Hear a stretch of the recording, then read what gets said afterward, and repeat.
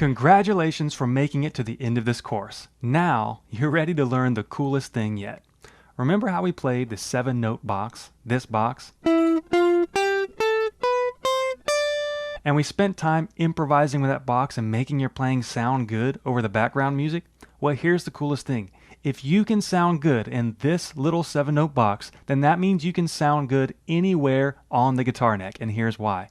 Because these 7 notes correspond to the 7 feelings that exist in any song that you can play.